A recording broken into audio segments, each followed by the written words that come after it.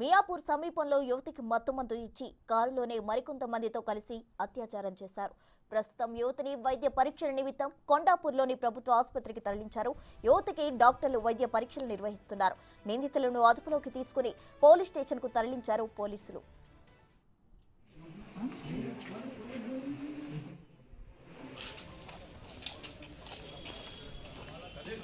Brother ఏం చేసినావు? మరి ఏం చేయాలి? ఎట్లా మమ్మల్ని ఎందుకు తీసుకొచ్చారు పోలీసులు?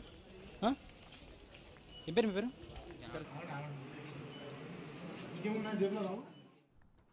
ఈ విషయంపై మరింత సమాచారం మా ప్రతినిధి సుజాత అందిస్తారు.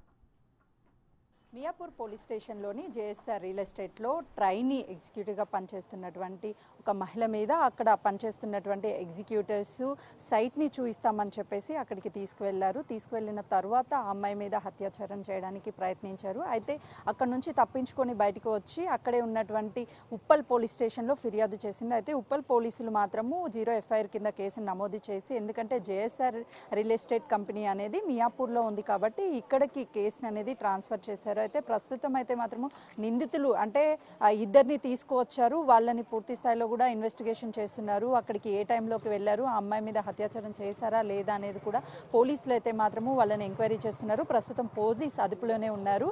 ఆ అమ్మాయిని అటు ప్రభుత్వ హాస్పిటల్కి చెకప్స్ కోసం తీసుకువెళ్లారు. ఎందుకంటే తను కాపాడండి అని చెప్పేసి అరుస్తున్నప్పటికీ కూడా ఆ వెంచర్లో ఎవరూ లేకపోవడము, ఎందుకంటే తను సిటీకి వచ్చి కడప ప్రాంతానికి చెందినటువంటి అమ్మాయి ఉద్యోగం కోసం ఇక్కడికి వచ్చింది. వచ్చాక ఈ రియల్ ఎస్టేట్ కంపెనీకి సంబంధించినటువంటి కంపెనీలో జాయిన్ అయ్యింది. ట్రైనీ తీసుకుంటున్నటువంటి ఆ యువతి ఎవరైతే ఉన్నారో ఆ యువతిని సైట్ మీద చూయిస్తాము, ఎలా రియల్ ఎస్టేట్ చేయాలి, ఏంటి, ఎక్కడెక్కడ వెంచర్స్ ఉన్నాయని చెప్పేసి బయటికి తీసుకువెళ్ళి ఈ అఘాయిత్యం చేయడానికైతే ప్రయత్నిస్తున్నట్లు పోలీసులు చెప్తున్నారు. అత్యాచారం చేశారా లేదా అనేది మాత్రము రిపోర్ట్స్ వచ్చిన తరువాత పోలీసులు ఒక నిర్ధారణ చేసే అవకాశం ఉంటుంది. ప్రస్తుతం అయితే ఇద్దరు కూడా పోలీస్ అదుపులో ఉన్నారు.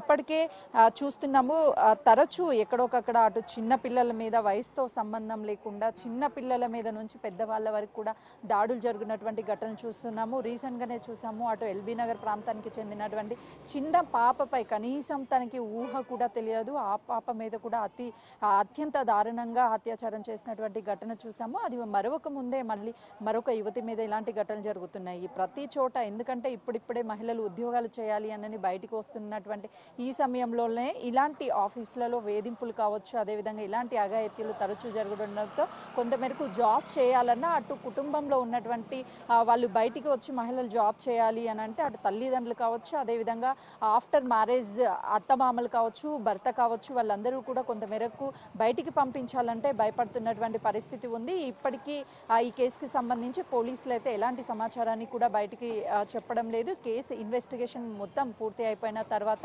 ఎవరెవరు ఇందులో ఉన్నారు అనేది కూడా పోలీసులు ప్రెస్ మీట్ పెట్టి చెప్పే అవకాశం ఉంటుంది. ఇప్పటికే అక్కడ ఏదైతే జేఎస్ఆర్ రియల్ ఎస్టేట్ కంపెనీ ఉందో ఆ కంపెనీ యాజమాని కూడా బయటికి వచ్చి ఎలాంటి సమాధానం చెప్పడం లేదు, వాళ్ళకి సంబంధం లేదు అన్నట్టుగానే వ్యవహరిస్తున్నారు. ఆ కంపెనీ దగ్గర కూడా పనిచేసేటువంటి ఎంతో మంది ఉన్నారు. వాళ్ళు కూడా కొంతమేరకు అయితే ఆ కంపెనీలో పని చేయాలంటే భయపడుతున్నారు. ఎందుకంటే ఎక్కడికి వెళ్ళినా సరే మహిళల్ని వేధిస్తున్నటువంటి వాళ్ళ సంఖ్య రోజు రోజుకి పెరిగిపోతుందనే చెప్పుకోవాలి. ఇలాంటి అఘాయిత్యాలు చేస్తే ఎక్కడికి వెళ్ళి ఎవరికి కంప్లైంట్ ఇవ్వాలి, ఒక ఆఫీస్లో సెక్యూర్ ఉంటుంది అని చెప్పేసి జాబ్ పర్పస్ జాయిన్ అయినటువంటి ప్రతి ఒక్కరికి కూడా తరచూ ఇలాంటివే ఎదురుపడడంతో కొంతమేరకు మహిళలు అయితే మాత్రం భయపడుతున్నటువంటి పరిస్థితి ఉంది. పోలీసులు ఇప్పటికే ఈ కేసుకి సంబంధించి మొత్తం 3 సెక్షన్ల కింద కూడా కేసును నమోదు చేశారు. ఫర్దర్ రిపోర్ట్ వచ్చిన తర్వాత ఖచ్చితంగా ఇప్పటికి ఇద్దరిని అదుపులోకి తీసుకున్నారు కాబట్టి వాళ్ళిద్దరు కూడా అఘాయిత్యం చేసి ఉంటే మాత్రం ఖచ్చితంగా వాళ్ళని రిమాండ్కి పంపించే అవకాశం ఉంటుంది. కెమెరామెన్ వేణుతో సుజాత, మియాపూర్.